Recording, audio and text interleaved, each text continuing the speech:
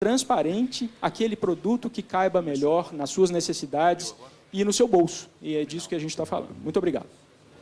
Muito obrigado, doutor Ricardo. Passar a palavra para o deputado Carlos Andrade para finalizar. Obrigado. Bom dia a todos. Cumprimentar a todos vocês, ouvi algumas das apresentações, e em especial do doutor Ricardo, da ANAC. Mas eu tenho algumas considerações e comentários a fazer. Acho que a dona Patrícia foi muito direta do que a população precisava ouvir. Tem um mercado, logicamente, as empresas não existiriam sem os consumidores, e os consumidores, os viajantes também não teriam esse serviço. Então, o que eu vejo nesse processo como um todo, o doutor Ricardo colocou com muita propriedade, a desregulamentação é uma coisa necessária. O que eu vejo é que a ANAC, não só a ANAC, mas as agências, elas não têm trabalhado isso com uma clareza e uma transparência, dando publicidade à sociedade brasileira. Isso, as agências têm falhado e a ANAC não tem sido diferente, doutor Ricardo.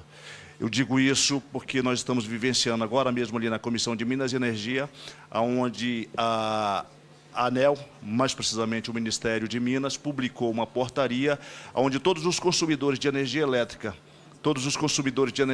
serão obrigados a pagar pelos desvios de energia daqueles consumidores que são mal pagadores.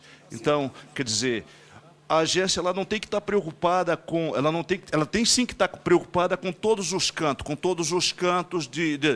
com o fornecedor do serviço, do produto, tem que estar preocupado com o consumidor, com quem paga a conta. E a ANAC, eu vejo que ela poderia ter propagado e ter trabalhado um pouco melhor essa questão, como também as companhias. Ficou evidenciado para a população brasileira, nada mais é do que ficou evidenciado para a população brasileira que essa desregulamentação simplesmente iria deixar de cobrar pela bagagem, retirar a bagagem e iria baixar os preços das passagens. E não é uma verdade isso num curto prazo, até porque isso aí vai ter que ser customizado e só vai poder evidenciar isso depois de um tempo. Na verdade, está desregulamentando um serviço, a produção de um serviço onde você vai poder evidenciar necessário, oportuno fazer uma melhoria, uma inovação? Certamente, certamente. E essa questão do equilíbrio do mercado só vai acontecer com o estabelecimento da concorrência. São empresas de outras empresas. Por que a Azul está no mercado hoje? Porque ela viu uma oportunidade muito recentemente e entrou, porque as companhias que estavam no mercado não davam conta de cobrir esse segmento. E a Azul foi buscando lá aquele nicho, aquela ponta ali do interior, e hoje está abocanhando uma parte. Patrícia, você saberia dizer qual o percentual desse mercado que a Azul tem hoje?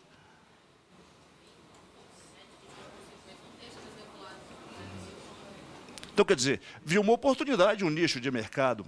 Por exemplo, antes de estar no parlamento, eu já era diamante na Gol, né?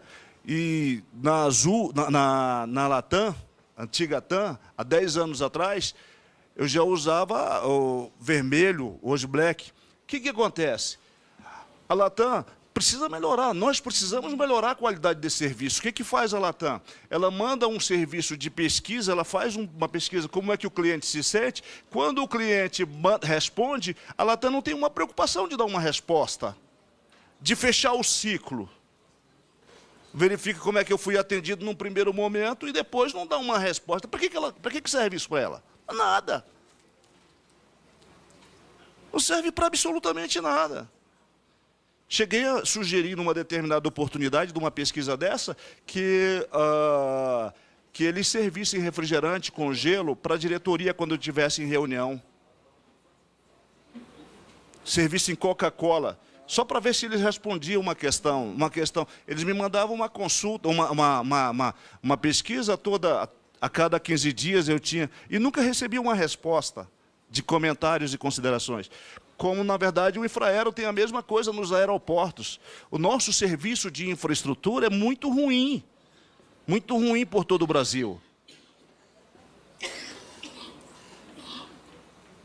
E aí eu falo de norte, sul, centro-oeste, sudeste, é muito ruim a nossa. Então, pessoal, o que eu vejo o doutor Ricardo colocou muito bem, uma desregulamentação necessária, oportuna. Eu penso que nós precisamos vivenciar isso.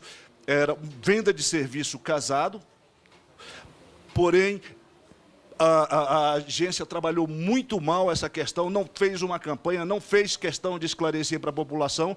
A agência pode ter visto uma inovação nisso, olhou a dificuldade das companhias, porque nós tivemos na agência por algumas ocasiões, onde nós questionamos o cancelamento, que as companhias fazem isso também à revelia, os cancelamentos de voos de rotas, e aí, logicamente que eu entendo também que isso é o mercado, faz uma concentração de mercado, você vai ver parte do Nordeste, aí, um cancelamento de voos, não vai cancelar, por exemplo, uma ponte aérea Rio-São Paulo, Brasília-São Paulo.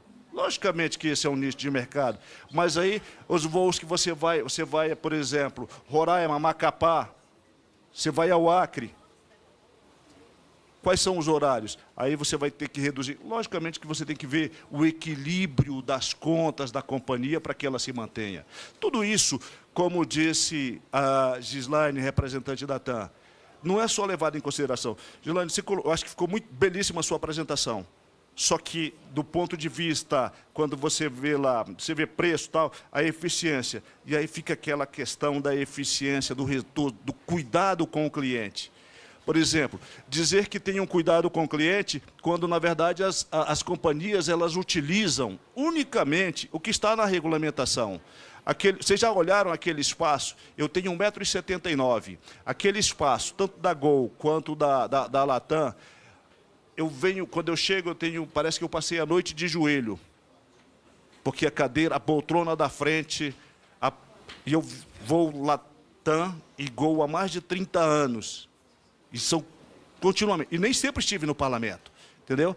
Então, quando eu acordo no outro dia de manhã, é como se eu tivesse passado a noite de joelho no milho, porque a Latam, conversa fiada, quando estão preocupados com os clientes. Nada, vocês estão cumprindo a regulamentação, porque a poltrona lá é um espaço definido e vocês estão cumprindo o que está na regulamentação. Vocês não têm preocupação com o cliente. Cliente que é acima de 1,65 m, ele 1,70 m, ele não tem o menor espaço ali. Se ele quiser, ele tem que pegar a poltrona do corredor e colocar as pernas para o lado de fora ali, ou então abrir as pernas, ficar ali de perna aberta. Mas, senhores, Presidente Altineu, parabéns pela audiência pública, todos os senhores, pelas apresentações. Eu só penso que essa discussão que nós estamos fazendo hoje já deveria ter acontecido oportunamente.